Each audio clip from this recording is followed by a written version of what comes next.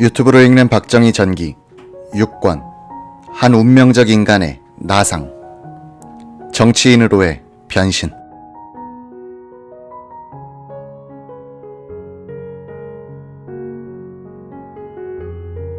그런 기사를 쓸락하면 우리에게 사전 연락이라도 해야지. 덮어놓고 쓰면 되겠어. 이렇게 말한 박정희 의장은 담배 연기를 한 모금 세차게 내뿜은 후 악수를 청했다. 경향신문의 특종기자 김경래는 속으로 살았다고 생각했다. 박 의장은 거기 앉으시오 라고 경어를 썼다. 의장님 죄송합니다. 제가 이 기사를 보도한 것은 국민의 자존심과 젊은이들에게 의연한 긍지를 심어주기 위한 동기가 깔려 있었기 때문입니다. 그게 무슨 뜻이오? 국군의 건하들이 단군 이래 처음으로 외국 땅에서 침략군을 상대해서 싸우러 간다는 사실은 얼마나 장하고 거룩한 일입니까? 임자의 심중은 충분히 알겠어. 그러나 그곳에 파병된 장병들의 안전을 위해서 쉬쉬해 온 것이 아닌가. 이후락 실장이 재빨리 한마디 거들었다. 각하, 선발대는 이틀 전에 무사히 월남에 도착했다고 합니다. 박정희 의장은 여비서가 슬며시 갖다 놓은 엽차를 가리키면서 마시라고 권했다. 그리고 본격적인 신문을 시작하는 것이었다. 누구에게 들었소 월남 파병 얘기를? 각하, 신문기자는 취재원을 밝힐 수 없습니다. 이는 마치 처녀가 정조를 잃는 것과 같습니다. 그래도 내게만은 밝혀줘야 하지 않겠소. 누가 그런 비밀을 누설했는지 알아야 대책을 세울 것 아니오. 실은 월남 파병 소식을 처음 캐낸 곳은 월남 대사관입니다. 그곳 1등 서기관을 만났더니 그 친구가 자랑삼아 귀뜸해 줍디다. 김경래는 진짜 취재원을 보호해주기 위해서 파병 사실을 확인만 해준 월남 대사관을 끌어들인 것이다. 그 친구들 형편없구먼. 그토록 극비에 붙이기로 한 것을 일방적으로 터뜨리다니. 그러니 나라가 그 모양 그 꼴이지. 이것으로 박정희는 취재원 캐기를 중단했다. 김경래 기자는 2주간 최고회의 출입을 금지당했다. 기자들과 박정희의 사이를 살벌하게만 만들지 않았던 것은 최고회의 이유락 공보실장의 재치와 개방적 태도였다. 주미 대사관 무관, 국방부 중앙정보부대장을 거쳐 육군 소장으로 예편했던 그는 5.16 직후에는 한때 정보부에 구속된 적도 있었다. 김종필 부장의 배려로 석방된 뒤 영자신문의 사장을 역임했던 그는 원충현 공보실장의 후임이 되자 먼저 최고회의 본관 2층의 넓은 방으로 기자실을 옮겨주고는 자신의 집무실도 기자들에게 개방했다. 말을 더듬는 이우락은 기자들의 신랄한 비판에 대해서도 좀처럼 화를 내지 않고 받아줬으며 우스갯소리를 많이 하여 분위기를 밝게 해줬다. 의장 각하께서는 조국 근대화를 위하여 라고 칭찬을 늘어놓다가도 쑥스러운 생각이 들면 허허 캐사면서 고무적이다 라고 얼버무리기도 했다. 이우락 실장이 기자와 의장 사이에서 윤활유 역할을 하면서 박정희의 별명으로 돌기 시작했던 박곰보, 박코프라는 말도 사라졌다. 기자들은 박 의장이 검은 안경을 낀 것을 보고는 아마도 곰보일 거야 라고 하여 박곰보라고 부르다가 이것이 박코프라고 바뀌었던 것이다. 1962년 7월 19일자 조선일보 조간 1면의 정치 가신남 문해문에는 이런 기사가 실렸다. 박정희 최고회의 의장의 출장 예정이라는 게 3급 비밀이어서 좀채로 미리 알려지질 않지만 18일 강원도지방 산업시사회 시차를 떠날 때는 경호원마저 시간을 맞추지 못할 정도로 감쪽같이 떠났다. 뒤늦게 한 기자들이 부랴부랴 뒤를 따라갔지만 그것과는 별도로 이후락 공보실장이 자청해서 특파원 노릇을 하고 나섰다. 그는 경비전화로 내무부를 중개하여 박 의장의 동정을 아침 저녁으로 공보실에 보내오는가 하면 덧붙여서 가십자료까지도 제공해주는 정도. 박 의장이 1군단에서 요사이도 도망병이 있느냐고 물으니 군단장은 많이 줄었습니다 라고 대답하는가 하면 옛날처럼 인사청탁이 있겠지 하고 물으면 전혀 그런 것이 없습니다 라고 대답하더라는 게 이 특파원의 보도다. 이 기사를 쓴 조선일보 정치부 송기호 기자는 전날 춘천까지 따라갔다가 박 의장 일행이 춘천에서 원주로 향하는 헬리콥터에 동승하려 했으나 이우락 실장이 제지하는 바람에 실패했었다. 19일 아침 원주에서 이 가십 기사를 읽은 이우락은 송 기자에게 말했다. 내 입장도 이해해줘야지. 당신만 태워줬다가는 뒤에 다른 기자들의 공격을 어떻게 감당하겠소. 이우락은 원주에서 영월로 가는 기동차에는 송기호 기자를 태워줬다. 다른 기자들은 바로 영월로 가서 박 의장의 도착을 기다리고 있었다.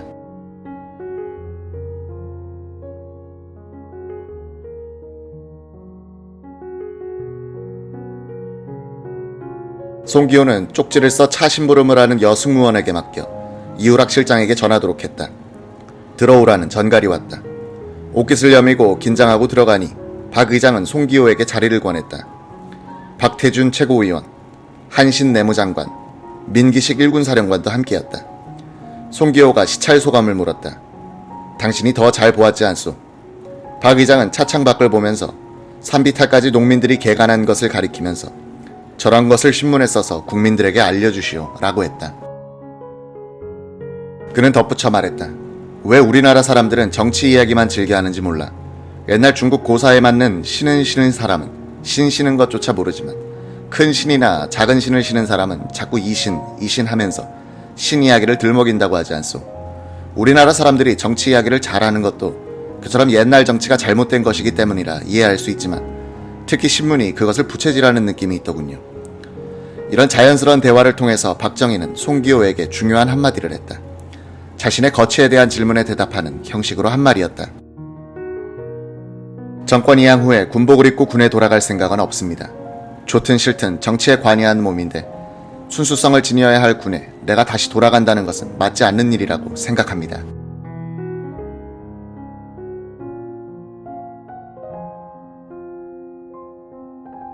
송기호 기자가 그러면 정치로 나가시겠다는 말씀입니까? 하고 물었다. 박정희는 생각해본 일이 없다 라고 잘라 말했다. 그러면서 나의 거취 문제에 대해서는 어젯밤에 1군단 사단장들과도 이야기했다고 설명했다. 민기식 1군 사령관 숙소에서 만난 사단장들이 민정 이양 후에 다시 부패하면 어떻게 하시겠습니까? 하고 질문을 하기에 나는 여러분들이 그것을 막아야 하고 또 부패하는 경우라도 여러분이 있으니 나는 미금직하다고 말했소. 이 발언은 박정희가 민정에 참여할 뜻임을 최초로 내비친 것으로 7월 19일자 조선일보 1변머리에 원주 영월 차중에서 본사 기자와 단독 회견이란 설명과 함께 특종으로 보도됐다. 이 회견기에서 박정희는 헌법 개정에 대해서 대통령이 한 번에 한 해 중임할 수 있게 규정하여 그 조항을 고칠 수 없도록 해야 할 것이다 라고 했다. 그는 또 국민들이 차기 대통령 출마를 원한다면 받아들일 것이라는 질문에 대해서는 전혀 생각해 본 적이 없다고 말했다. 그는 한 걸음 더 빠진다.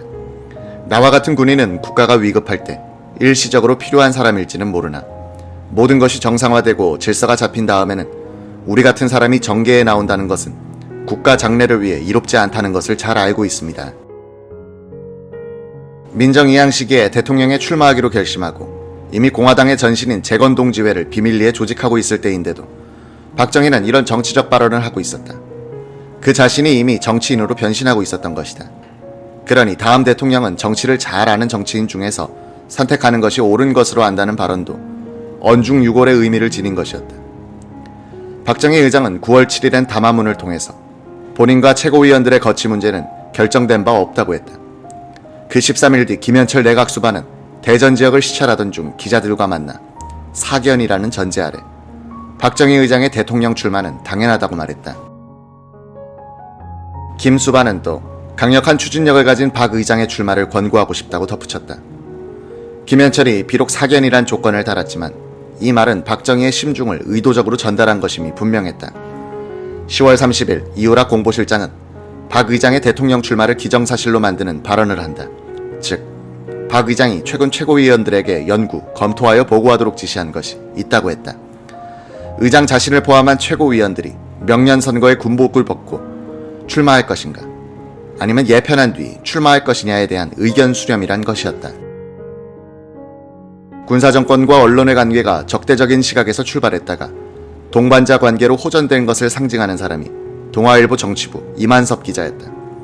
이만섭은 5.16 직후 윤보선 대통령이 기자회견에서 혁명정부는 조속히 정권을 민간에 이양해야 한다라고 말한 것을 보도했다는 이유로 구속돼 2달간 육군 형무소에 갇혀 있다가 석방됐다.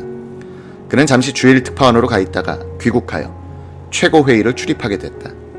군사정부의 실력자 김종필 정보부장과 처음 만났을 때 이만섭 기자는 대들었다. 김 부장이 일본 잡지 문예 춘추에 쓴 글을 읽어보니 5.16 전에 나라와 군이 부패했는데 그 원인 중 하나가 신문기자 때문이라고 했더군요. 김 부장, 이럴 수 있습니까? 소수 사이비 기자들의 문제를 가지고 기자 전체를 평가하고 더구나 외국 잡지에 그런 걸 쓸 수 있단 말입니까? 당신들은 권총으로 나라를 사랑했지만 우리 언론인들은 붓으로 나라를 사랑해왔습니다. 나라 사랑하는 방법이 권총과 부실한 차이밖에 없는데 그렇게 기자 전체를 매도하다니. 김종필은 웃으면서 이 기자의 말씀에 충분히 이해가 갑니다. 잘못된 점이 있다면 내 사과하죠 라고 선선히 말했다. 이만섭은 막강한 힘을 가진 사람이 구차스럽지 않고 솔직한 데가 있어 좋은 인상을 받았다고 한다. 1962년 10월 10일 이만섭 기자는 동해안 화진포에서 해병대 상륙작전 훈련을 참관한 박의장 일행을 취재하다가 특종 욕심이 생겼다. 박의장이 참관 뒤 해군 함정편으로 울릉도로 향한다는 정보를 입수하고 그 배에 미리 들어가 함장실에서 기다리고 있었다. 박의장은 민기식 일군 사령관, 이맹기 해군 참모총장, 이우락 공보실장 등을 데리고 선장실로 들어오다가 이만섭과 마주쳤다. 이만섭이 동아일보 이만섭 기자입니다 라고 인사하자 박의장은 아 그래. 그런데 요즘 신문이 문제야. 신문은 선동만 해요. 쌀값이 오르면 신문이 일면 톱으로 쌀값 폭등 하고 주먹만한 활자로 보도하니 쌀값이 더 오르지 않소.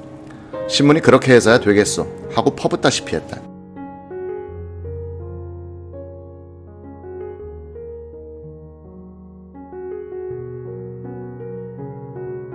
그게 그렇지 않습니다. 쌀값이 오르면 위정자들이 그런 현실을 알고 적절한 대책을 세우라는 것이지 결코 선동의 의미가 있는 게 아닙니다. 그리고 사실 보도야말로 신문의 사명이 아니겠습니까? 박 의장은 계속 못마땅한 표정을 지었고 옆에 있던 장병성들도 박 의장의 말에 한마디씩 거들었다. 이만섭은 지지 않고 반격했다. 저는 윤보선 대통령이 이야기한 것을 사실대로 보도했는데도 잡혀갔습니다. 혁명정부의 언론 정책에는 분명히 문제가 있습니다. 아 그래요. 그건 뭔가 잘못된 것 같소. 그렇습니다. 그건 분명히 잘못된 일이었습니다. 박 의장은 미안했던지 그 뒤론 입을 다물었다. 어두워서 울릉도 도동 항구에 박 의장이 도착하니 도민들이 횃불을 밝혀들고 기다리고 있었다. 울릉도에 국가원수가 방문한 것은 이날이 처음이었다. 유튜브로 읽는 박정희 전기 6권 한 운명적 인간의 나상 박정희의 편지.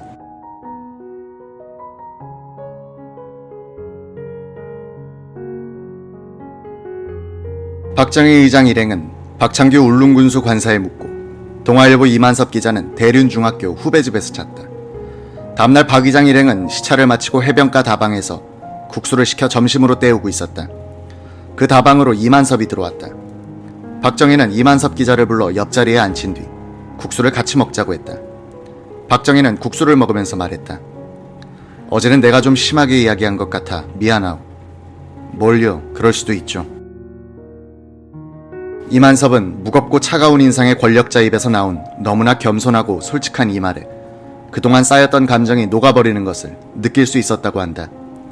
이날 박정희는 위험한 고비를 2번 넘겼다. 도동 항구에서 작은 경비정을 타고 먼 바다에 떠있는 본선으로 떠나려고 할 때 풍랑이 심했다. 경비정은 흔들리다가 전복될 뻔했다.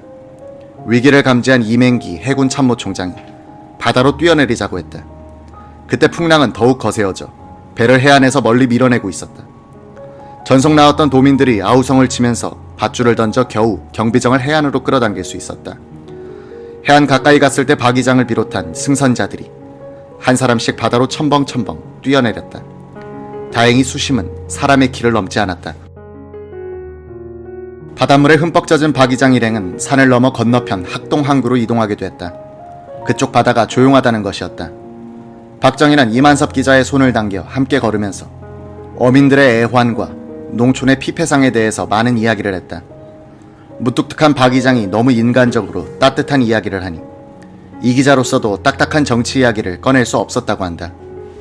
학동 항구에서 경비정을 타고 본선에 다다랐을 때 또다시 풍랑이 거세게 일었다. 박 의장은 밧줄로 묶어 만든 줄 사다리를 타고 본선에 오르는데 파도가 덮쳤다. 박 의장은 비틀거렸고 하마터면 미친 듯이 출렁이는 바닷속으로 떨어질 뻔했다. 이만섭은 만약 그 자리에서 박 의장의 신변에 어떤 일이 발생했더라면 이 나라의 운명도 그날의 파도만큼이나 심하게 바뀌었을 것이라고 추억하고 있다.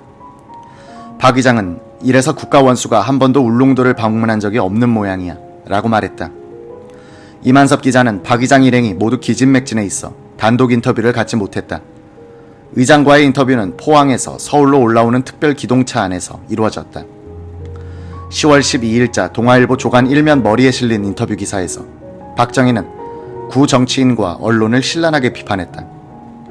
박 의장은 혁명 후 1년 반이 지났으나 구 정치인 중 한 사람도 과거를 반성하는 사람이 없고 그 대부분은 정부를 헐뜯는 짓을 일삼고 있다고 했다. 그는 구 정치인들이 지금도 다방 같은 데서 정치를 하고 있는 것도 알고 있고 그것을 법으로 다스릴 수도 있으나 그들이 반성하기를 좀 더 두고 본다고 했으며 우리나라 언론이 아직도 부정확하고 무책임하며 국가의 이익을 무시하는 과거의 패습에서 벗어나지 못하고 있다고 말했다. 박정희 의장은 또 정치정화법으로 정치활동이 묶여있는 구 정치인들을 선별적으로 구제할 계획이 없고 헌법 개정을 위한 국민투표를 앞두고 계엄령을 해제할 생각도 없다고 강경하게 말했다. 이즈음 박정희의 머리를 지배한 주제는 민정이양을 이용한 집권 연장이었다. 박정희 의장은 5.16 전야 신당동 자택에서 혁명 공약 문안을 검토할 때 김종필이 써온 초안에다가 제6항을 덧붙였다. 이와 같은 우리의 과업이 성취되면 참신하고도 양심적인 정치인들에게 정권을 이양하고 군은 본연의 임무로 돌아간다는 내용이었다. 이 항목에 김종필은 반대했다. 박정희는 군부가 국정에 개입했다가 복귀한 뒤에도 계속해서 현실 정치에 영향력을 행사하는 터키나 버마식 통치를 구상하고 있었다. 직접 국가를 운영해보면서 그리고 권력에 대한 한국인의 본성을 체험하면서 박정희는 정권을 일단 이양하면 영향력을 유지한다는 것이 불가능하다는 것을 절감했다.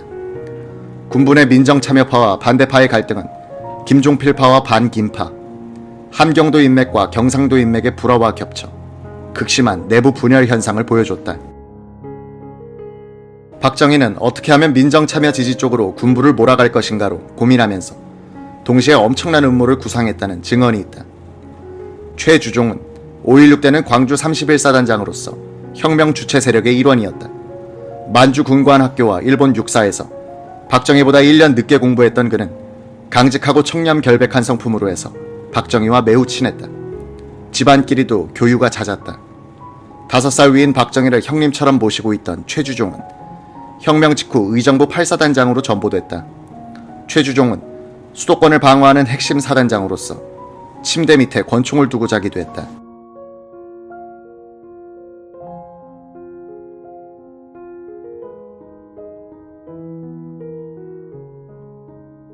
최고위원을 겸하고 있었던 그는 정치에는 관심을 두지 않고 사단 운영에만 전념했다. 그의 참모장이었던 이가 백행걸 대령이었다. 준장으로 예편한 뒤 무역전시관 이사장을 역임한 바 있는 백행걸은 회고록 미완성의 성취에서 이런 비화를 소개했다. 내가 그의 참모장으로 부임하기 얼마 전 그는 대통령 권한대행을 겸하게 된 박정희 의장의 부름을 받고 밤중에 청와대로 갔던 일이 있었다고 한다. 그때 그 자리에서 박 의장은 군정연장의 명분을 얻기 위해 사전에 짜인 각본에 의한 친위 쿠데타를 일으켜달라는 지시 겸 부탁을 했다. 박 의장에 의하여 구상된 쿠데타 계획은 최주종 장군이 지휘하는 제8사단 병력이 친위 쿠데타 부대로 출동하면 제5사단으로 하여금 진압시키고 쿠데타 주모자 역할을 맡은 최 장군은 체포 후 우선 안전하게 미국으로 빼돌렸다가 추후 책임지고 재등용을 보장한다는 내용이었다. 그러나 그는 생명의 위협을 무릅쓰고 비장한 각오로 이 지시를 단호히 거절하면서 더 이상 군이 정치에 이용되는 일이 있어서는 안 된다는 것을 역설했다고 한다.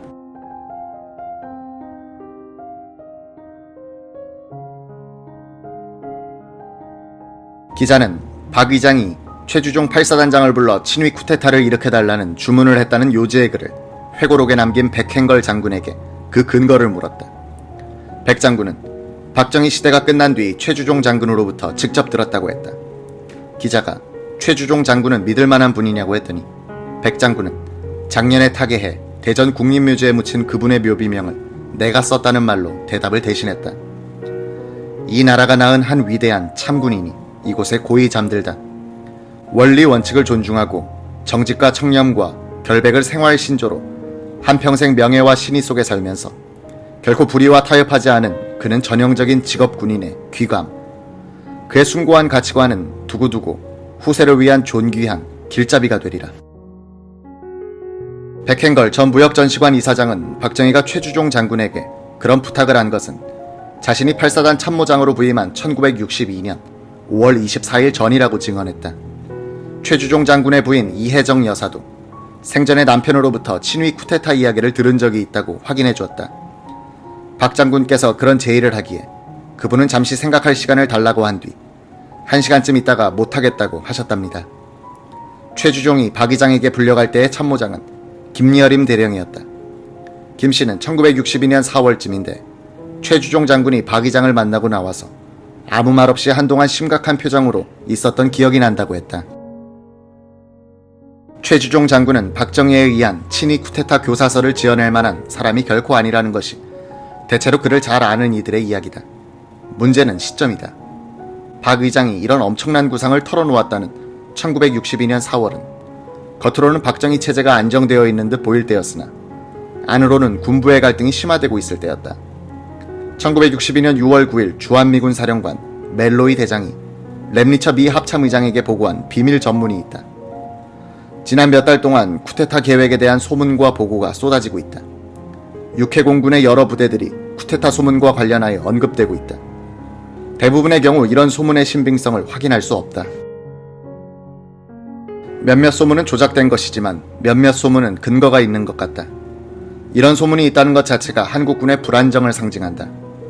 정보부는 꾀를 내어 함경도 인맥의 가장 강력한 멤버 중 한 사람인 박임항 중장을 1군 사령관에서 물러나게 하는 데 성공했다. 이렇게 하여 권력 균형의 추가, 김종필 쪽에 유리한 방향으로 기울었다. 함경도 출신인 최주종 장군은 박임항으로 대표되는 함경도 군맥의 일원으로 분류되어 왔다. 박정희가 최주종에게 친위 쿠데타를 교사했다면 그 목적은 권력 안정과 민정 참여에 걸림돌이 되는 함경도 군맥을 숙청하는 명분을 만들기 위한 것일 가능성이 높다. 그 1년 뒤인 1963년 3월에 박정희는 반혁명 사건을 조작하여 함경도 군맥을 숙청하고 군정 연장을 발표한다. 박정희는 최주종의 거절로 1962년에는 실현되지 않았던 구상을 마음속에 묻어두고 있다가 1963년에 들어서 반김종필 세력의 도전으로 막다른 골목으로 몰리자 그 구상을 써먹은 것이 아닐까 하는 의구심이 들기도 한다. 재밌는 것은 1963년 3월에 함경도 인맥 숙청 때 최주종 장군은 박임항, 김동하, 박차망 등 함경도 장성과 함께 반혁명 혐의로 구속되었다는 점이다. 대구 오관구 사령관으로 근무 중이던 그가 육군 방첩대에 구속되자 박정희 내외와 친하게 지내온 아내 이혜정은 호소 편지를 써들고 장충동 의장공관으로 달려가 박정희를 만나려 했다. 경호계장으로 근무하던 육사 11기 출신 이상훈 소령이 이 씨를 알아봤다. 최주종이 육사 생도대장일 때 당시 이상훈 중위는 훈육관으로 근무한 적이 있었기 때문이다. 이 소령은 이 여사의 편지를 받아 목욕하고 나오는 박 의장에게 전했다. 몇 분이 지났을까 박 의장이 인터폰으로 이 소령을 불렀다.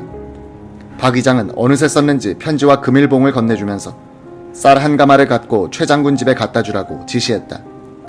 이상훈의 기억에 따르면 박정희는 다음날 김재춘 당시 정보부장을 부르더니 최 장군을 풀어주라고 지시하더란 것이다.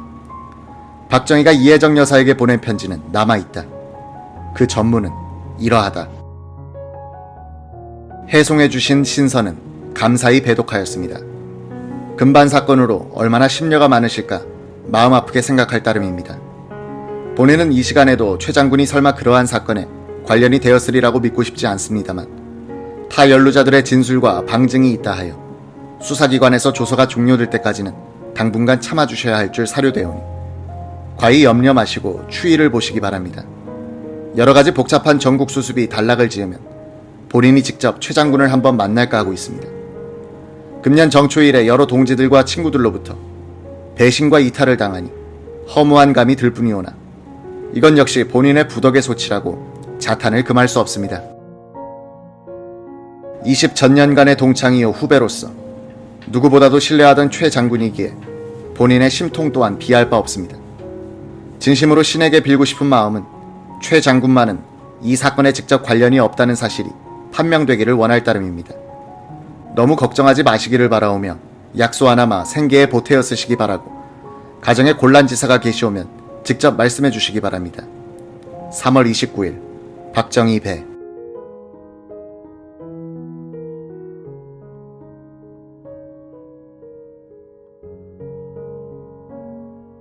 최주종 소장은 곧 무혐의 처분을 받고 풀려나 부산의 군수기지 사령관으로 부임했다. 박정희는 그 뒤로도 항상 최 장군에게 미안한 마음을 가지고 잘해주려 했다고 전한다. 유튜브로 읽는 박정희 전기 6권 한 운명적 인간의 나상 독도 폭발론.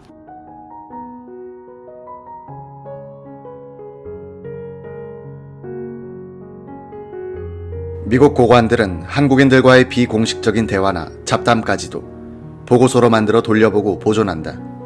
그런 류의 보고서 하나가 흥미롭다. 1962년 10월 9일 정일관 주미대사는 백악관을 방문하여 케네디 대통령을 만나게 되어 있었다. 정 대사가 면담을 기다리면서 백악관 안보 담당 보좌관 케이슨과 나눈 15분에서 20분 정도의 대화를 케이슨은 보고서로 만들었다. 그는 개인적으로 이야기하고 싶다고 말했다. 그는 미국을 방문하게 되어 있는 김종필 정보부장에 대해 이야기하면서 다가오는 선거에 김 부장이 간섭할지도 모른다는 우려를 나타냈다. 정 대사는 김 부장이 오면 국무장관이나 부통령이 그를 만나 비공식적으로 그러나 단도직입적으로 선거 개입 공작의 위험성에 대해서 경고하는 것이 좋을 것이라고 했다. 그는 김종필 부장의 월권에 대해서 되풀이해서 우려를 표시했다. 정 대사는 김종필이 중위일 때의 인연에 대해서도 설명했다. 정일관 대사는 또 자신이 한국의 대통령 후보가 되고 싶다는 희망을 밝혔다. 미국 측은 12.6 사건 직후까지 박정희의 후계자 후보로서 정일관을 꼽는 일을 계속했다. 신중한 정일관은 한 번도 그런 야심을 드러낸 적이 없다. 이 보고서가 그의 야심을 짐작하게 하는 아마도 유일한 기록일 것이다. 정일관은 케네디 대통령과 15분간 면담했다. 케네디 대통령은 9월 12일자 박정희 의장의 친서에 대한 답장을 전해주려고 정일관 대사를 부른 것이다.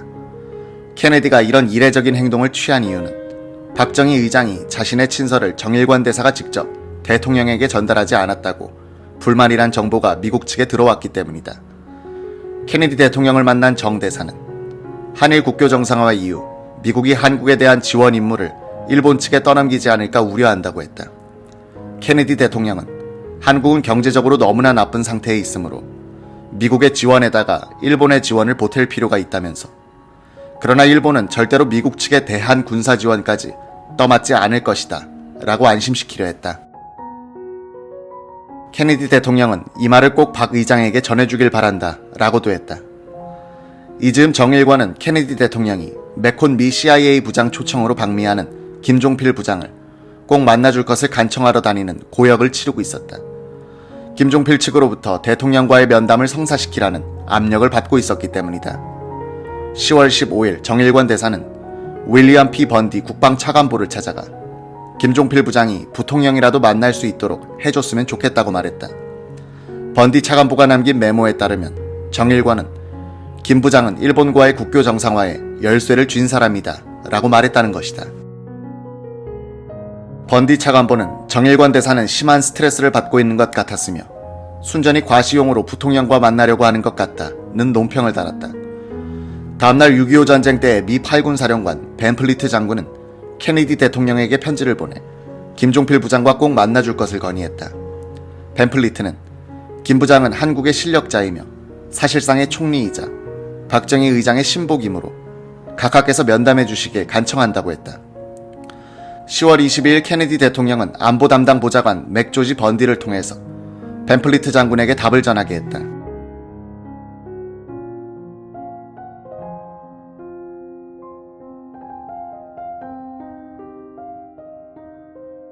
대통령은 자신은 김 부장을 만날 수는 없지만 국무장관, 국방장관, CIA 부장에게 지시하여 김 부장과 양국 간의 모든 문제를 진지하게 논의할 수 있도록 했으며 동생인 로버트 케네디 법무장관도 만날 수 있게끔 조치했다고 했다.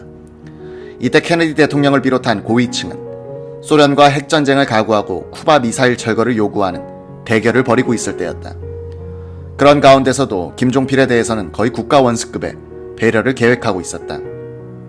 10월 15일 버거 주한미국 대사는 러스크 국무장관에게 김종필 부장은 일본에서 오히라 외상과 중요한 회담을 하고 미국에 도착할 것이므로 국무장관이 만나주는 것은 찬성이나 대통령이나 부통령과의 면담에는 강경하게 반대한다고 했다.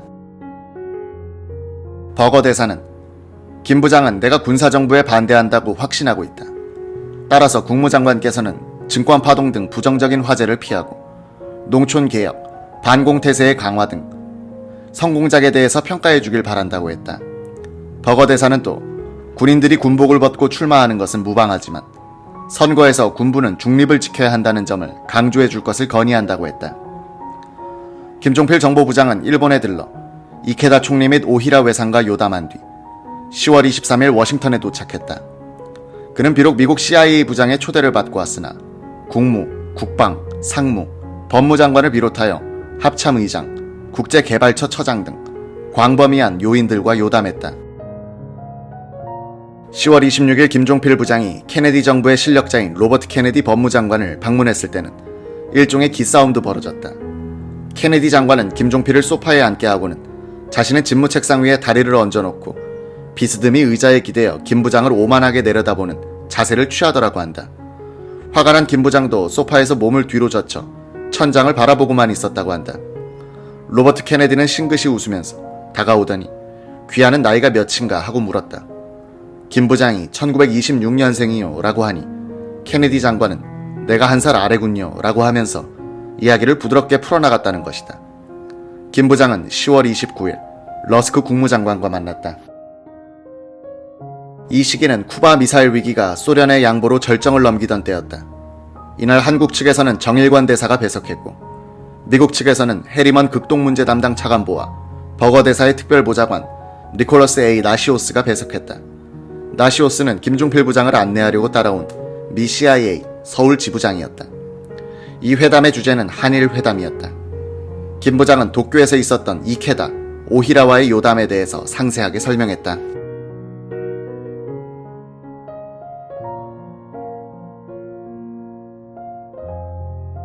(1962년 10월 29일) 김종필 정보부장 딘 러스크 미 국무장관 회담에서 김 부장은 도쿄에서 있었던 오히라 외상과의 요담 내용을 이렇게 설명해갔다. 청구권 금액에 대해서 오히라 외상은 12년에 걸쳐 총 3억 달러를 지불하겠다고 했어요. 나는 12년은 너무 길고 청구권을 3억 달러 이상, 그리고 차관을 보태어 총 6억 달러는 되어야 한다고 주장했습니다. 이에 대해 오히라는 3억 달러도 자신의 생각이지 총리와 합의하지 않은 것이라면서 총액 6억 달러는 비현실적이라고 했습니다. 나는 한국의 반일 감정 때문에 6억 달러는 최소한의 액수라고 했어요. 오히라는 3억 달러라도 배상금으로 불려서는 안 된다고 했습니다. 그는 독립 축하금이라 부르면 어떻겠느냐고 제안했어요. 나는 6억 달러는 되어야 한다면서 이 총액에 배상금이 포함되어 있다는 것을 우리 국민들이 알게 된다면 굳이 배상금이란 말을 쓰지 않을 수도 있겠지만 이 문제는 정부와 논의해 볼 것이라고 했습니다. 러스크 장관과의 요담에서 김종필 부장은 독도 문제에 대한 대화도 소개했다. 독도 문제는 근자의 일본 측이 새롭게 제기한 것입니다. 나는 총체적인 합의가 달성될 때까지는 이 문제에 대한 논의가 연기되어야 한다고 주장했어요. 러스크 장관은 독도는 어떤 섬인가라고 물었다. 김종필은 갈매기들이 배설물을 떨어뜨리는 장소라고 말한 뒤 이렇게 설명해 갔다고 한다. 나는 일본 측에 대해 독도를 폭파시켜버리자고 제안했습니다. 러스크 장관은 나도 그런 생각을 했다고 말했다. 김종필 부장은 오히라 총리는 내 말을 별로 재미있어 하지 않았다. 그는 사회당이 이 문제로 자신을 맹공할 것이라고 걱정했다고 말했다. 김종필 부장은 또 이케다 총리를 만나봤더니 그는 모든 문제는 외상이 아니라 자신이 결정할 것이라면서 장기 절이 정부 차관을 1억 5천만 달러 이상으로 증액하면 6억 달러 선까지 맞출 수 있을 것이라고 하더라 라고 전했다. 독도 문제에 대해서 김종필은 이케다 총리에게 일본은 국제사법재판소에 이 문제를 제소하는 길밖에 해결책이 없다고 보느냐고 물었다고 했다. 이케다 총리는 대중의 관심이 식을 때까지 이 문제에 대한 논의를 연기해야 할 것이다 라고 대답했다는 것이다.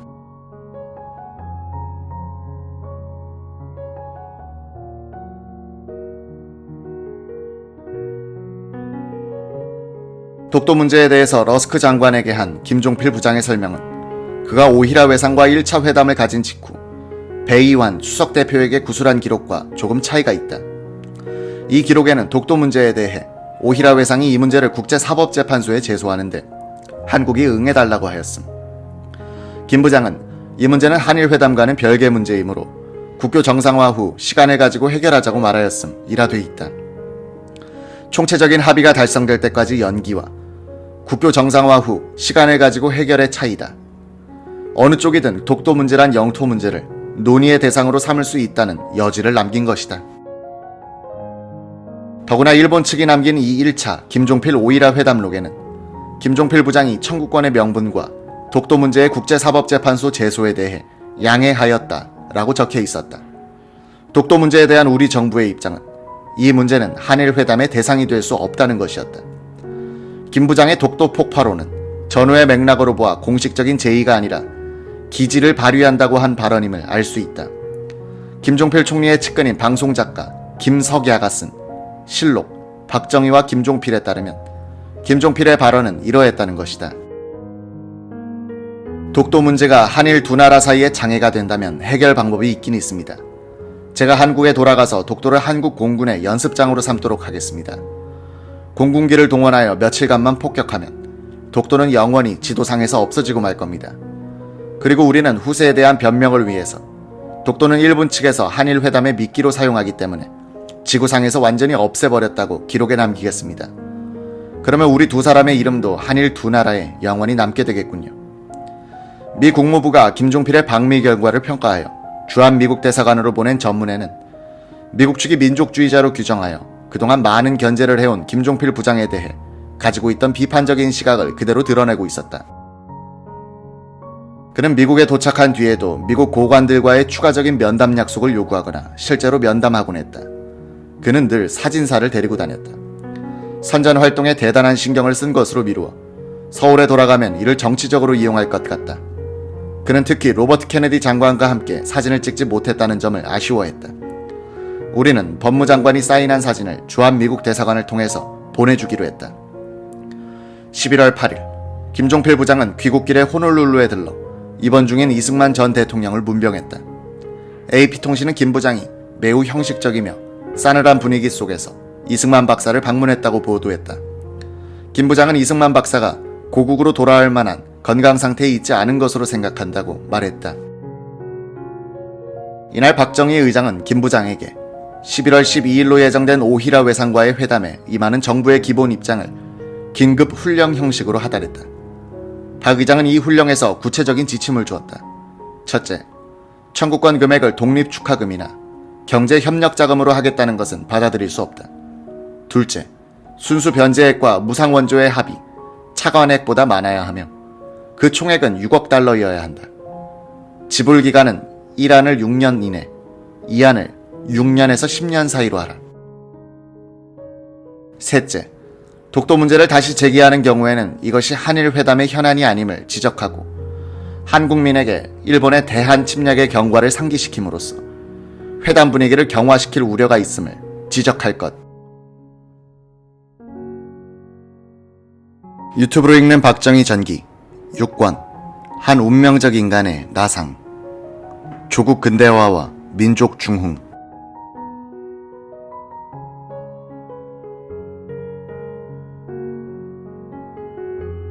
11월 10일 미국 방문을 마치고 도쿄에 도착한 김종필 정보부장은 베이완 주일 대사로부터 오히라 외상과의 정치회담에 임하는 우리 측 입장에 대해 설명을 들었다. 한일 회담의 가장 큰 난관을 돌파하게 만든 김종필 오히라 담판에 대해서 극단적인 평가가 엇갈린다. 김종필 부장의 기지와 배짱에 의해서 청구권 금액을 그 정도로 올려받을 수 있었다는 것이 하나고, 김종필의 독주에 의해서 불리한 조건으로 합의했다는 주장도 있다. 김종필 오히라 합의는 오랫동안 진행되어 오던 한일 간 실무자 협상의 연장선상에서 타결된 것으로 보아야 한다. 이 합의가 김종필 부장의 영웅적 행동의 결과라고 보는 것은 외교를 너무 개인사적인 입장에서 이해하는 것이 될 것이다. 베이완 한일회담 수석 대표는 1962년 9월 17일 외무장관에게 보낸 입장 조정 건의서에서 이미 이런 예측을 하고 있었다. 지금까지의 교섭 결과, 비공식 접촉을 통한 타진의 결과, 그리고 미국 측 및 기타의 결과를 종합하여 보면 일본 측이 정치회담에서 취할 최종선은 많아야 2.5억, 5억 달러를 생각하고 있는 것으로 판단되는 바, 우리 측으로서는 이를 용납하지 않는 방향으로 이끌어가야 할 것이며, 따라서 예비절충의 각 단계에서 제시되는 액수를 우리 측에 유리하도록 하여야 할 것이다. 11월 12일 일본 외무성에서 있었던 김종필 부장 오이라 회담에서 두 사람은 유명한 김 오히라 메모를 남기게 된다. 그 요지는 이러했다. 일본은 무상으로 3억 달러를 10년간에 걸쳐 한국에 지불한다. 일본은 유상으로 2억 달러를 10년에 걸쳐 한국에 지불한다.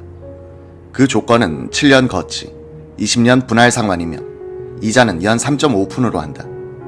일본은 또 수출입은행을 통해서 1억 달러 이상의 민간 차관을 한국에 제공한다. 두 사람은 이런 요지의 각서를 작성하여 양국 순회에 제출하고 결심을 받기로 약속했다. 회담을 마친 두 사람은 기자들에게는 비밀 합의에 대한 언급을 피한 채 1차 회담 때보다 진전이 있었다.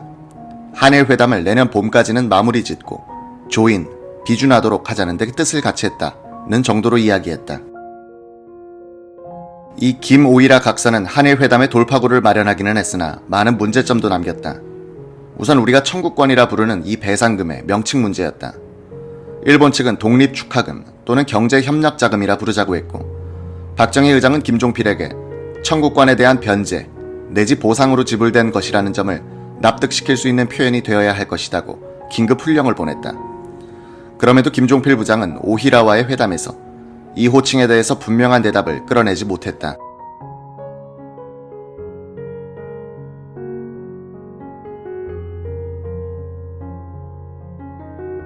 김종필은 오히라 외상에게 한일 간의 청구권 문제를 해결하고 한일 간의 경제 협력을 증진시키기 위하여 한국 정부는 이상의 조치로서 한일 양국 간의 청구권 문제가 해결된 것으로 간주한다라는 대목을 조약문에 넣자고 했으나 오히라 외상은 전문가에게 검토시키겠다고 한 발을 뺐다. 11월 22일에 열린 한일 실무자 회담에서 일본 측은 한국 측의 제안을 거부했다. 한국에 지불하는 돈을 청구권이라 명시하면 국회에서 금액이 과다하다는 시비가 일어나고 제한국 일본 재산은 어떻게 하느냐, 이북에 관한 부분은 어떻게 하느냐 등 시끄럽게 된다는 것이 일본 측의 반론 요지였다. 일본 측은 한일 양국의 국교가 정상화되었고 청구권 문제가 해결되었다는 식으로 하자는 제안을 했다. 이번에는 한국 측이 거부했다. 이 밖에도 양국 간의 이견 차이는 컸다. 한국 측은 과거의 양국 간 부당한 조약과 협정의 폐기를 명문화해야 한다고 주장했고 일본 측은 이미 무효화된 사실을 우호 조약으로 체결하는 마당에 굳이 명시할 필요가 있느냐고 반대했다. 한국 측은 또 대한민국 정부가 한반도의 유일한 합법 정부라는 UN 결의문의 정신을 따를 것을 요구하였으나 일본 측은 한국을 휴전선 이남만을 관할하는 정부로 이해하려고 했다. 제1한국인의 법적 지위와 대우 문제를 놓고도 지루한 협상이 계속된다. 1963년에 들어서 김종필 부장이 자의반 타의반의 외유를 떠나고 박정희 의장이 정치적 도전을 받게 되자 일본 측은 협상에 열의를 보이지 않게 된다.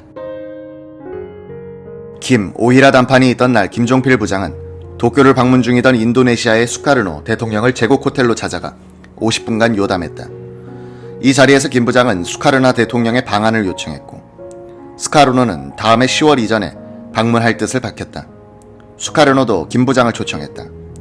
당시 제3세계 비동맹국가 그룹의 중심인물이던 수카르노는 다음해 반둥에서 열리는 아시아 아프리카 블록회의에 한국을 초청해달라는 김 부장의 요청을 승낙했다. 수카르노는 자원개발에 한국이 참여해줄 것과 경제개발에 필요한 자재를 인도네시아에서 사달라고 당부했다. 이 회담을 주선한 사람은 최계월이었다. 최계월은 전후 일본에서 한 노인을 만나 친해졌는데 그가 바로 명치유신의 마쿠 조정자인 사카모토 료마의 양자 사카모토 나오미치였다. 최계월은 이 노인의 소개로 일본 자민당의 실력자들과 인간적으로 깊은 교분을 갖게 된다. 오노, 사토, 후쿠다, 후나다 등 자민당 본류의 친한 인맥과 친하게 된 그는 인도네시아와도 인연이 있었다. 최계월은 일본을 자주 오가던 네덜란드령인 이리안자야의 민족 지도자들과도 친했다. 이 지도자들이 이리안자야를 네덜란드로부터 독립시켜 국가를 만들 것인가, 인도네시아와 합칠 것인가를 갑론을박하고 있을 때 최계월은 인도네시아와 합병하도록 설득해 준 적이 있었다. 최계월 덕분에 일본은 인도네시아에 대한 전쟁 보상금의 부담을 줄일 수 있었고 최계월은 수카르노와 친분을 갖게 되었으며 김종필과의 파격적인 요담도 성사시킬 수 있었다. 나중에 최계월은 한일 회담의 마쿠에서 중요한 일을 하게 되고 인도네시아 산림 개발과 석유 개발에 투자하여 큰 사업을 벌인다.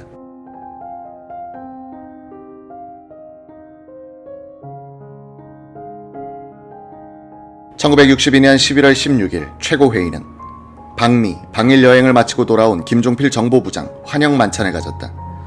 이 자리에 참석했던 김윤군 최고위원에 따르면 김 부장은 능란한 화술로서 이런 설명을 하더란 것이다.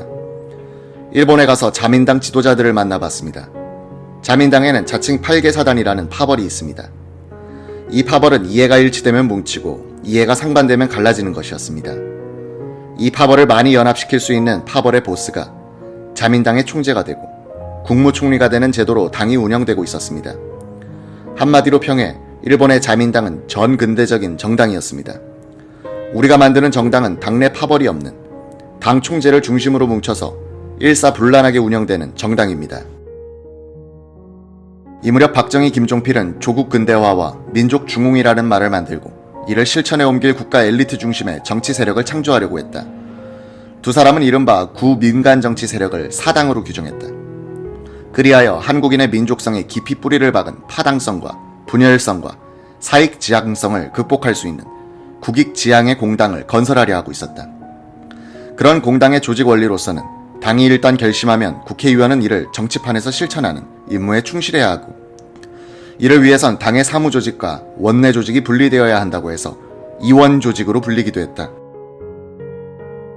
뜻은 좋았지만 공화당의 전신인 재건동지회를 비밀리에 조직하는 데 드는 자금 마련을 위해 정부부가 조작한 증권파동은 공당의 조건인 도덕성에 타격을 주었고, 주체 세력의 내분 격화는 군부 엘리트 또한 분열성과 파당성으로부터 자유로울 수 없다는 점을 보여주었다. 1962년부터 1963년 사이에 박정희가 처절하게 경험하게 되는 한국 정치의 분열상과 파당적 생리는 그로 하여금 대중정치를 경멸, 기피하게 만든다. 결국 그의 행태는 정치에서 통치로, 시끄러운 민주적 절차에서 역사를 마주한 고독한 결단으로 기울게 된다. 박정희는 당파성과 분열성의 근본 원인을 사대주의 전통에서 찾아냈다. 그는 이 사대성을 극복하기 위해서 민족 주체성과 자주 국방을 강조하기도 한다.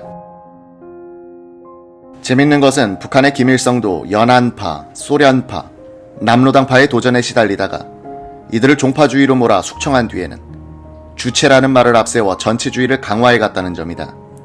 박정희, 김일성 두 사람은 정권의 내부 분열을 극복하는 과정에서 자주와 주체라는 같은 화두에 도달했다. 1972년 7.4 공동성명을 전후하여 김일성을 만났던 이우락 당시 정보부장은 이런 유지의 농담을 했다고 한다.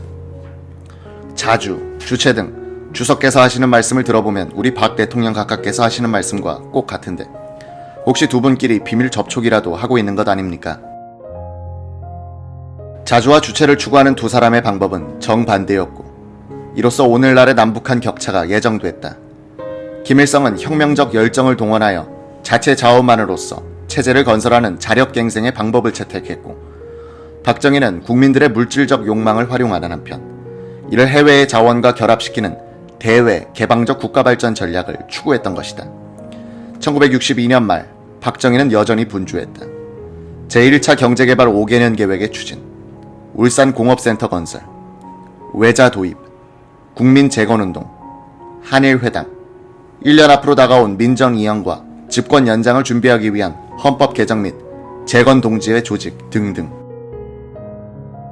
박정희는 공화당 사전 조직에 대해서는 김종필에게 맡겨두고 최고위원들에게도 비밀에 붙였으나 헌법 개정은 공개적으로 또 민주적으로 하도록 했다.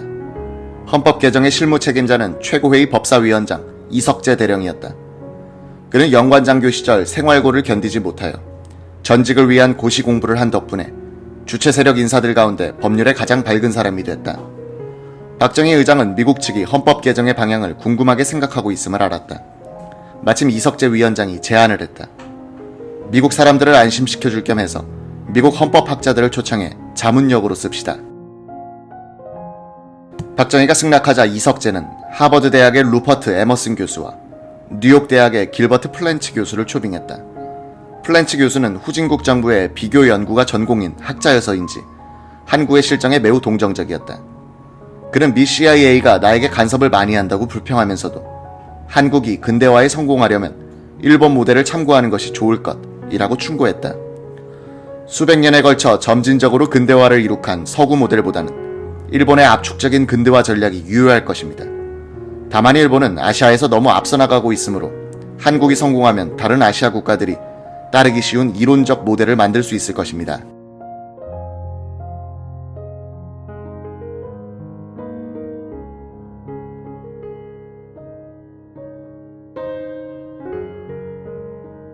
당시 일본 자민당의 헌법조사위원장이던 나카소네 의원도 이석재를 찾아와 한국의 헌법 개정 방향에 대해서 5시간이나 꼬치꼬치 캐묻고 갔다. 주한미국 대사관의 하비브 참사관도 자주 이석재 위원장의 사무실에 와서는 이 조항은 어떻고 저 조항은 어떻고 하는 식으로 노골적인 간여를 계속했다고 한다. 화가 난 이석재는 어느 날 정색을 하고 하비브에게 말을 걸었다. 당신은 그동안 질문만 해댔으니 나도 이제는 질문할 권한이 있다고 생각하는데 뭐든지 하시오. 미국 대사관이 그렇게 한가한 곳입니까? 참사관이 일개 육군 장교를 감시하러 다닐 정도로. 한국 군사정부의 움직임이 워낙 미묘하고 중요해서 그러니 양해하시기 바랍니다. 당신은 매일같이 내 방에 출근하다시피 하여 헌법 개정안을 한 조항씩 캐내고 가고 있는데 하비브 참사관, 당신은 지금 한국 땅에서 미국 헌법을 만들고 있어. 그날 이후 하비브는 나타나지 않았다고 한다. 유튜브로 읽는 박정희 전기 6권 한 운명적 인간의 나상. 다시 열리는 정치의 계절.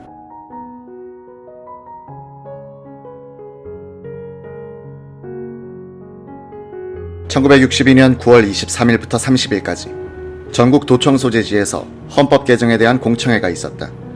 10월 31일에 헌법 개정안 완성, 이어서 최고회의 가결, 12월 17일에는 국민투표, 약 79%의 찬성.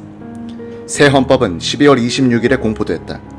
4년 중임의 대통령 중심제와 국회 단원제, 강력한 정당 정치를 골자로 하는 이 헌법 내용에 대해서는 비민주적이라는 시비가 없었다. 이 헌법 개정 과정은 가장 모범적인 사례로 꼽힌다. 1980년대에 직선제로의 개헌을 주장하던 김대중 총재도 간단하게 말하면 제3공화국 헌법으로의 복귀를 요구한다고 할 정도였다.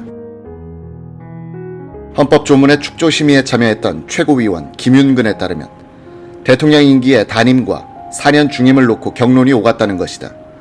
한 위원은 현직 대통령이 출마하면 공무원과 경찰이 과잉 충성하게 되어 있다면서 임기를 연장하더라도 중임은 막아야 한다고 주장했다고 한다. 박정희의 입장에서는 3공화국 헌법에 중대한 실수가 하나 있었다. 과거 헌법에는 대통령과 장관 등이 직무집행에 있어서 헌법과 법률을 위반했을 때의 탄핵소추 의결 조건을 국회의원 50인 이상 발의에 제적의원 3분의 2 출석과 출석의원 3분의 2 찬성으로 엄격하게 규정했었다. 개정헌법은 이를 30인 이상의 발의에 제적의원 과반수의 찬성으로 대통령과 장관들에 대한 탄핵소추를 의결하여 탄핵심판위원회로 넘길 수 있고 의결을 받은 자는 탄핵 결정이 날 때까지 그 권한 행사가 정지되도록 했던 것이다. 만약 야당이 국회의 과반수 의석을 차지하면 여당 출신 대통령을 쉽게 탄핵 의결할 수 있다는 의미다. 박정희 의장은 개정헌법이 공포된 다음에 이 조항을 발견하고 화를 냈으나 떠나간 버스를 향해 손 흔들기였다. 이 조항은 1969년에 삼선 개헌을 허용하는 헌법 개정을 할 때 대통령에 대해서는 국회의원 50인 이상의 발의와 제적의원 3분의 2 이상 찬성으로 탄핵소추를 발의할 수 있다로 개정됐다. 개정헌법 제4조는 신설된 것인데 대한민국은 국제평화의 유지에 노력하고 침략적 전쟁을 부인한다는 내용이다. 전 헌법에는 대한민국은 모든 침략적인 전쟁을 부인한다. 국군은 국토방위의 신성한 의무를 수행함을 사명으로 한다로 되어 있었다. 즉 해외에 파병할 때는 국군의 설치 목적과 위배될 가능성이 제기됐다. 박정희는 당시 월남 파병을 생각하고 있었는데 어느 날 헌법 개정의 실무 책임자 이석재 법사위원장이 찾아와서 문제를 제기했다. 각하, 6.25 때 유엔의 16개국이 군대를 보내서 우리를 도와줬는데 반대 상황에서 우리도 군대를 해외에 보낼 수 있습니다. 그래서 국제평화를 위해서 파병이 가능하도록 조문을 만들었습니다.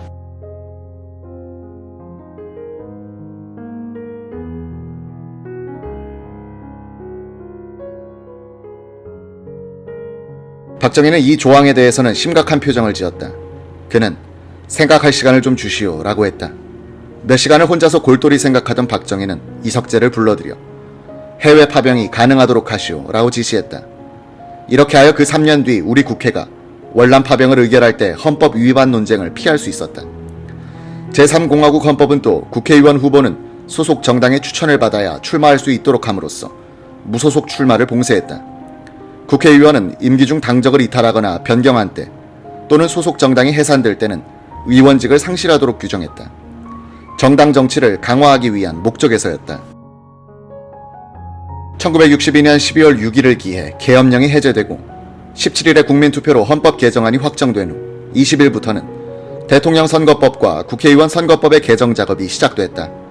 12월 23일 워커힐 준공식에 참석했던 최고회의 위원들은 한국관에서 가칭 재건당의 비밀 창당 작업을 지휘해온 이영근 정보부 차장으로부터 보고를 들었다. 당 총재를 중심으로 해서 일사불란하게 움직이는 정당을 만들기 위해서 사무당원 우위에 이원제 정당을 만들었습니다. 혁명 주체 위주의 군인 출신 정당이라는 평을 안 듣기 위해서 신경을 써야 했습니다. 그래서 정치에 때묻지 않은 덕망 있는 인사를 선택해서 당을 조직했습니다. 파벌이 없는 정당을 만들기 위해서 자천타천의 정치 지망생은 한 사람도 입당시키지 않았습니다. 국회의원이 되려는 혁명 주체에게는 비례대표제 국회의원이라는 길을 열어놓았습니다.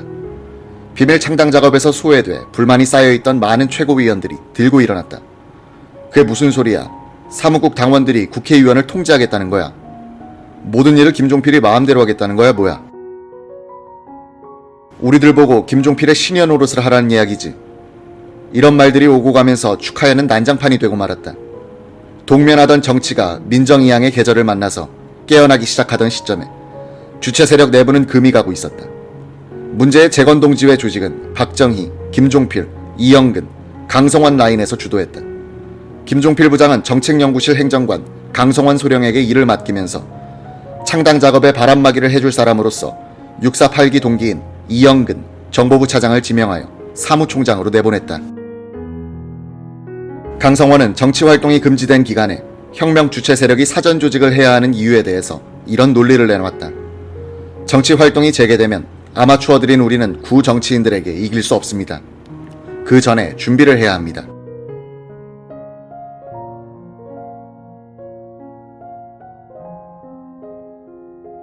참신한 정치 세력을 만들기 위해서 사전 조직이란 반칙을 하게 된 혁명정부는 더욱 큰 반칙을 또 하게 된다. 증권 파동을 일으켜 거액을 남기고 이를 창당 작업으로 쓴 것이다. 김포 해병여단장 출신 최고위원 김윤근의 기억에 따르면 김종필 정보부장은 증권 파동으로 웅성거릴 때 최고위원들이 어떻게 된 일이냐고 질문하자 대수롭지 않다는 듯이 답했다고 한다. 새 정당을 조직하려니까 돈이 많이 듭니다. 정당을 만드는데 국고금을 쓸 수 없지 않습니까? 그래서 증권시장에 조달하여 쓴 것입니다. 원래 증권시장은 투기꾼들이 모이는 곳 아닙니까? 재미 보는 사람도 있고 손해보는 사람도 있게 마련이죠. 이 방법은 제2차 세계대전 중 미국 CIA가 부족한 공작비를 보충하는 방법으로 썼는데 우리도 그 방법을 모방해봤습니다. 김윤근은 증권 파동의 피해액이 얼마인지 모를 때라 반론을 제기할 수 없었다고 한다. 1963년 3월 28일 미국 백악관 안보회의가 케네디 대통령에게 올린 한국 정세 보고서엔 김종필이 한국 역사상 최대 규모의 증권 조작을 통해서 2천만에서 3천만 달러를 벌었다고 쓰여있다. 이 증권 파동의 중심 인물인 정보부 행정관 강성원도 그때 약 20억 원을 벌어 재건동지에 조직했었다고 증언했다. 1인당 국민소득이 80달러이던 때 20억 원은 국민소득이 100배가 된 요사이 돈 가치로는 약 2천억 원이다. 그만한 돈이 사전 조직에 들어간 데다가 강력한 정보부가 조직 활동을 지휘하니 유능한 사람들을 모으는 데는 어려움이 적었다. 이들을 합숙시켜 교육한 것이 서울 종로구 익선동 낙원상가 근처에 있던 춘추장이라는 요정 건물이었다. 교육 진행을 맡았던 윤천주 고려대 교수는 이렇게 증언한다. 후에 공화당 사무국 요원이 되는 이들은 거의가 정보부에서 뽑아온 사람들이었습니다. 깨끗한 사람들을 찾다 보니 교수, 교사, 공무원들이 많았습니다. 비자발적으로 온 사람들도 있었지만 순박하고 성실한 사람들을 잘 골랐다는 생각을 했죠. 교육은 1기에 20명에서 30명씩 일주일간 했습니다. 저는 정치 행태론을 강의했고 한태연, 문홍주, 이종극 같은 학자들이 강사로 참여했습니다. 교육 내용의 핵심은 5.16 혁명 이념을 계승하여 어떻게 하면 조국 근대화를 이룩할 것인가. 그 방법론으로서 어떻게 하면 보스나 파벌 중심의 사당이 아닌 국익 중심의 공당을 만들 것인가였습니다. 이원 조직이라 해서 말이 많았지만 우리는 영국 보수당을 모델로 삼았습니다. 당에서 결심한 노선에 따라 국회의원들이 국회에서 활동하도록 통제해야 국가 이익이 도모될 수 있다고 생각했고, 그러자니 사무국이 강력해져야 한다는 결론에 이른 것입니다. 사전 조직이라 하지만 엄격하게 말하면 사무국 사전 조직이었습니다. 사무국 요원은 국회의원으로 출마할 수 없다고 되어 있었습니다. 재건동지회 사전 조직의 실무 책임자였던 강성원은 장교 시절 미국에서 기획제도에 대해서 공부한 적이 있었다.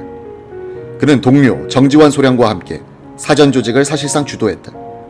정 소령도 기획장교로 이름을 날린 사람이었다. 한국군이 미국에서 배워온 기획과 조직의 경험이 정당 조직에 활용된 경우다. 강성원이 만든 재건동지회 조직 원리에는 이런 내용이 들어있었다. 하나, 공공조직의 원리. 개인 중심이나 인물에 대한 충성을 지향하고 공익을 위해 충성하도록 한다. 둘, 점조직 원리. 파벌과 계보를 배제하고 이념 중심으로 결속한다. 일체의 연계는 당의 기구를 통하도록 한다. 셋, 핵심 조직의 원리. 선거 때와 평상시 구별 없이 계속적인 조직 활동을 한다. 일선 당원들은 적극적인 사회 참여를 통해서 국민들의 정치의식을 높인다. 넷, 영도권 확립의 원칙. 지도체계를 단일화하여 운영과 관리는 신속을 원칙으로 한다. 다섯, 범국민적 조직. 선거구의 이익보다 전 국민적 복지를 추구하는 민족적 지도층을 형성한다. 사무국 요원들에 대한 교육이 공산당식 밀봉교육이었다는 일부의 비난에 대해서 경남지역 사무국장 요원으로 뽑혀 올라갔던 예춘호는 전혀 그런 일이 없었다고 했다. 5기생으로 교육을 받았는데 강의는 전원이 함께 받고 수업 후는 대여섯 명씩의 그룹별로 밤이 늦도록 토론과 의견 교환을 나누며 사명감과 희망이 부푼 시간을 보냈다. 가르치는 사람이나 강의 받는 사람의 구별이 없었다. 오직 새 사회 건설의 담당자로 선택된 자부와 긍지, 그리고 신념이 넘치고 있을 뿐이었다. 부산으로 돌아온 나는 세 사람이 되어 있었다. 공화당의 초대 대변인이 되는 조선일보 윤주영 편집국장은 강성원으로부터 끈질긴 영입 요청을 7개월간 거절하다가 1962년 12월에 입당을 승낙하고 춘추장에서 교육을 받았다. 그는 거기에 모인 사람들이 하나같이 순수하고 열정적이며 엘리트인데 놀랐다고 한다. 그들은 조국 근대화, 굶지 않는 나라, 부강한 나라, 비생산적인 정쟁이 없는 나라를 만들겠다는 일념으로 뭉친 조직이었습니다. 5.16은 군인들이 일으켰지만 국민혁명은 우리가 한다. 우리는 화분의 꽃이 되기보다는 거름이 되겠다면서 일종의 독립운동하는 기분들이었습니다. 사무국에서 창안한 말이 조국 근대화와 민족 중흥이었는데 이것이 이들의 이념이었습니다. 국가 건설을 이념으로 하여 이 정도의 집단이 만들어진 것은 아마도 우리 역사상 희귀한 사례일 것입니다. 통역 장교 출신으로서 영자신문 코리아 리퍼블릭에서 기자로 일하던 박일영의 경우 재건동지회에 추천되어 사무국 요원이 됐다. 그는 서울시 조직 담당이 돼 선거구마다 사무국장 요원을 찾아 나서는 일을 했다. 용산구 사무국장 김득황, 중구 사무국장의 박인각이 발탁됐다. 박일영 자신은 합동통신 외신부 기자 장한철을 추천했다. 장한철은 재건동지회에 들어간 뒤 합동통신 외신부에서 함께 일한 이영희 기자를 추천했다. 이 기자의 이름은 조사부로 넘겨져 포섭 대상에 올랐다.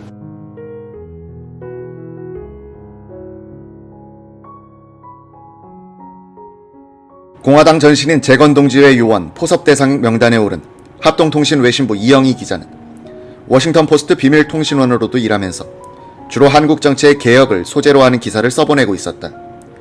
어느 날 합동통신에 같이 근무하다가 동양통신으로 옮겨간 고명식 기자가 찾아와 이 기자와 점심을 함께한 뒤 그를 데리고 들어간 곳이 서울 중구 북창동 부근 재건동지회 조직사무실이었다. 황성모 교수 등 아는 사람 얼굴들도 있었다.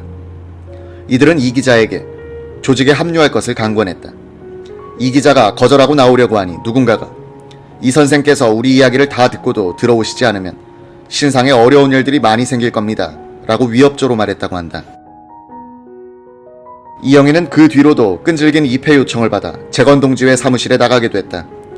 뉴욕타임스 서울특파원 서인석은 그곳에서 조사부장으로 일하고 있었다.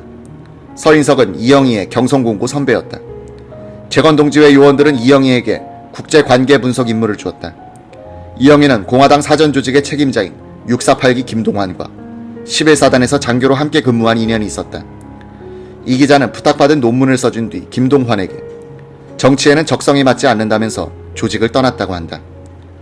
재건동지의 경남사무국장 요원으로서 조직 확대에 동분서주하던 예춘호는 1962년 말 조직점검차 부산에 온 김종필 정보부장과 김형우 최고위원을 만났다.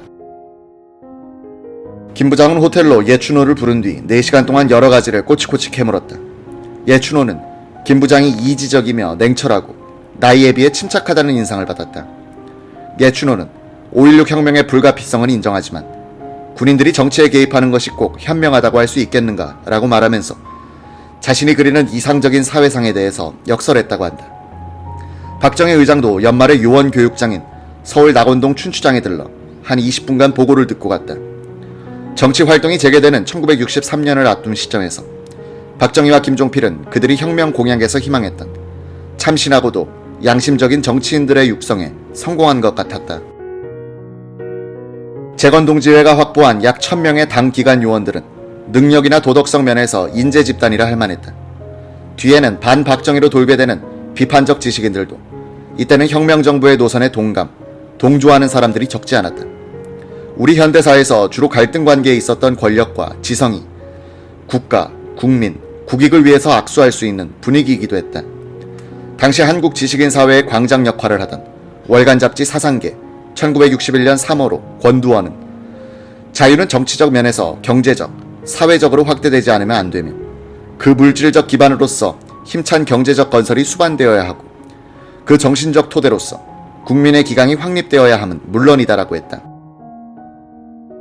발행인 장준하의 기명이 들어있는 4월호 권두원은 만일 현 국회와 정부가 더 이상 우유부단과 무능, 무계획을 일삼으면 본지도 민족적 자활의 길을 개척하기 위해 가차없는 투쟁을 전개하지 않을 수 없음을 또한 첨부해 두는 바이다 라고 했다. 5.16 혁명 직후에 나온 6월호 사상계 권두원은 이러한 논조의 연장선에서 사실상 군사 쿠데타를 지지했다.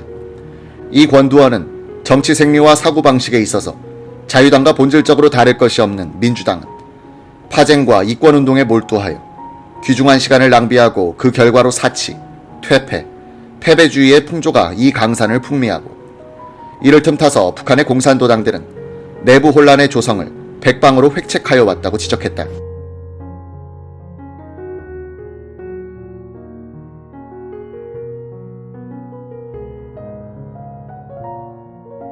이어서 이 글은 4.19 혁명이 민주주의 혁명이었다면 5.16 혁명은 부패와 무능과 무질서와 공산주의의 책동을 타파하고 국가의 진로를 바로잡으려는 민족주의적 군사혁명이다 라고 해석했다.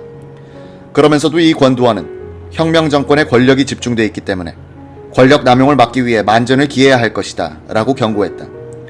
1961년 7월호 사상계에 실린 장준하의 기명 권두원은 공산당의 전체주의적 공포 세력을 분쇄할 수 있는 최대의 사상적 무기는 민주주의적 자유에 선용해서 구해야 한다면서 혁명정부는 민주주의를 새로운 정신과 내용에서 복구시킬 일련의 방안을 준비할 것을 권고했다.